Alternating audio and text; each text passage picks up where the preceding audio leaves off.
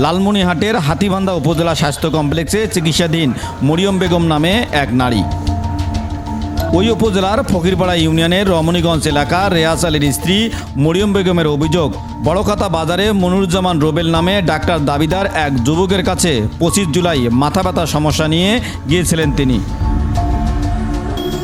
মনিরুজ্জামান রুবেল জানান তার নাকের মাংস বেড়েছে, যা অপারেশন করতে হবে এবং মনিরুজ্জামান রুবেল নিজেই এই অপারেশন করবেন।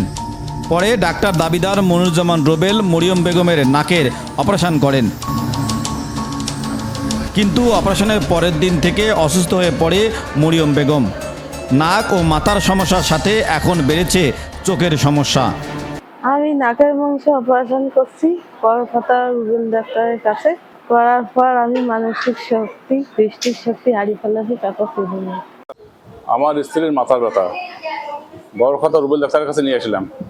রুবেল ডাক্তারকে দেখাইলাম, উনি মাথার ব্যথা পরিবর্তে দেখলো নাকের বলে মাংস বৃদ্ধি।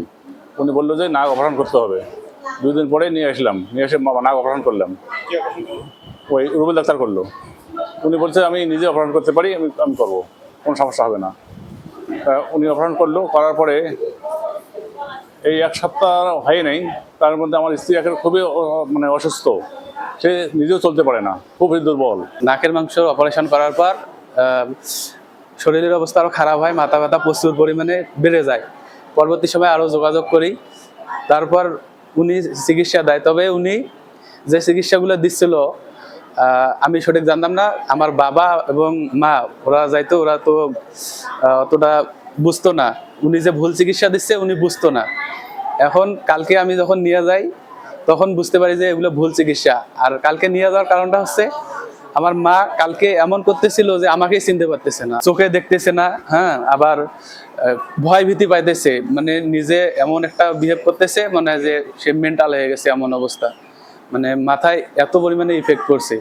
তো এই কারণে কালকে আমি ওই গিয়ে বুঝতে পারি যে উনি ভুল চিকিৎসা দিতেছে। আর উনি যে এই বিষয়ে দক্ষ না। আমার বাবা তো আর শিক্ষিত মানুষ না যে উনি বললে বুঝতে পারবে বা দেখে বুঝবে। উনি না বলে কেন চিকিৎসাটা দিল? উনি তো বলতে পারতো যে আমি পারবো না, অন্য কোথাও রেফার করে দিত।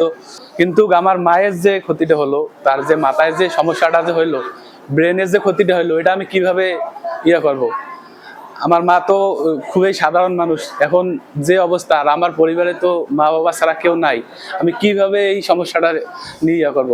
এ নিয়ে কথা বলতে বড়খাতা বাজারে ডাক্তার দাবিদার মনিরুজ্জামান রুবেলের চেম্বারে যাই মঙ্গলবার দুপুরে। তাকে চেম্বারে না পেয়ে ফোন দেওয়া হলে তিনি 20 মিনিটের মধ্যে চেম্বারে আসবেন ফোনে বললেও 2 ঘন্টাও তিনি চেম্বারে আসেননি। ফোনে তার বক্তব্য নিতে চাইলে সাক্ষাতের কথা বলে ফোন কেটে দেন। তবে হাতীবান্ধা উপজেলা স্বাস্থ্য কমপ্লেক্সের আবাসিক মেডিকেল অফিসার ডাক্তার আনারুল ইসলামের দাবি, ডাক্তার দাবিদার মনিরুজ্জামান রুবেলের নামে অনেক অভিযোগ, তিনি ভুল চিকিৎসা দিচ্ছেন মানুষকে। বাংলাদেশে বিদ্যমান আইন অনুযায়ী যে রুবেল ভদ্রলোক আছে, কোনোভাবেই কোনো মেডিসিন প্রেসক্রাইব করতে পারবেন না। যদি পল্লী চিকিৎসকের কোনো সার্টিফিকেট থাকে, সেজন্য বাংলাদেশের যে OTC, over the counter drug নামে যে ওষুধগুলো আছে, সেগুলো সে প্রেসক্রাইব করতে পারে। কিন্তু উনি কোনোভাবে অ্যান্টিবায়োটিক থেকে শুরু করে রুগীর অপারেশন করা, পলিপাজ অপারেশন করা শুরু থেকে বাংলাদেশের আইন অনুযায়ী এটা উনি অপরাধ করেছেন। এটা শাস্তিযোগ্য অপরাধ।